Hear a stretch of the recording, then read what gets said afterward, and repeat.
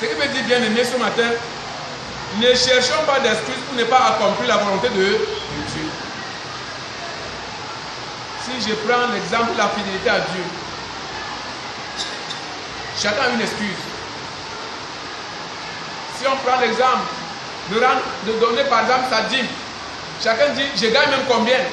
Mais est-ce que c'est tout que Dieu te demande? Il demande 10%. Ça, si tu as 1000 francs, tu vas donner combien? 100 francs. Il te reste combien? 900. Qui a beaucoup? Entre nous, qui a beaucoup? C'est toi qui as beaucoup. Le temps.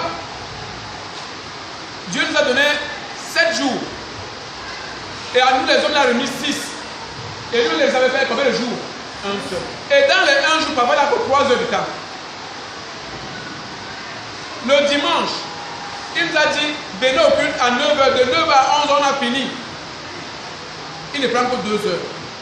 Et le reste nous appartient. Même ça, on refait. La fidélité aux petites choses, pour que les grandes soient confiées. La rectitude, il y en a qui ont manqué aujourd'hui parce que vous arrivez en retard.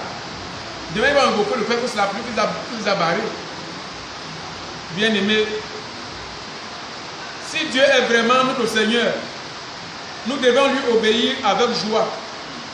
Notre temps, nos facultés et notre argent. Sachant que notre argent, même tout cela ne nous appartient pas. Nous avons dit ici à Kometa que nous sommes des intendants. Nous sommes des gestionnaires. Le propriétaire, c'est Dieu. La première fois, si c'est décidé maintenant que personne ne doit se lever, personne ne peut sortir. Il y en a qui sont couchés, ils ne sont pas levés ce matin, ils n'ont pas été malades. Parce que tout lui appartient. Je disais, nous sommes des gérants et non des propriétaires. Bien aimé, cette parabole décrit donc les conséquences de 2 attitudes face au retour du Seigneur. Tu vas rendre compte de cette vie que Dieu t'a confiée. Comment est-ce que tu l'as gérée? L'homme fidèle, celui qui se prépare avec zèle, en investissant selon son temps et ses dons au service de Dieu, sera récompensé. Bon et fidèle serviteur, viens, entre dans la joie de ton Père. Tu as été fidèle en peu de choses, je vais te confier les. Celui qui n'a pas à cœur de travailler pour le royaume sera puni. Il ne portera pas de fruits et ne peut espérer être traité de la même manière que le serviteur fidèle. Méchant serviteur. Et dans ma version, c'est mauvais et feignant serviteur. Arrachez-lui les 1 talent qu'il avait, donné à celui qui en a 10. Et pour lui, prenez-le, jetez un temps de feu, là où il y a des pleurs et des grincements de dents. Le mauvais serviteur qui vient rendre compte sa punition. Si vous continuez le même texte, bien aimé, vous verrez le jugement dernier, le jugement de la parole, après la parousie, dans la seconde venue de Christ. Où il lancera comme d'un père qui vient, il séparera les brebis et les moutons. Les moutons et les c'est les brebis et les boucs. C'est ça, non? Les brebis et les boucs. Les boucs à gauche, les brebis à droite. Ça veut dire pourquoi? Les fidèles serviteurs seront à sa droite et les mauvais à gauche.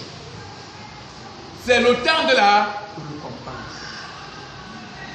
Et on a la récompense après avoir rendu compte du service rendu. Le temps a été donné pour fructifier. C'est-à-dire quoi aujourd'hui?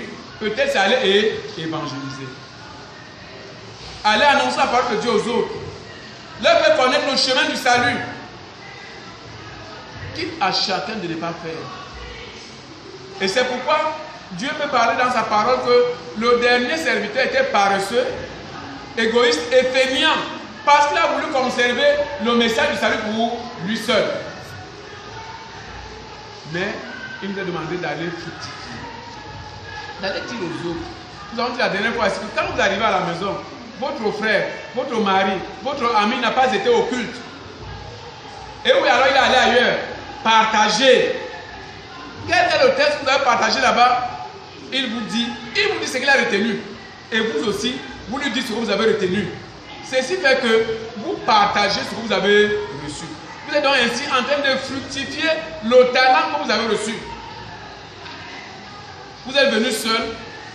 Quand vous devez rendre compte, dit, j'ai évangélisé une dizaine. Ceci dit que quoi?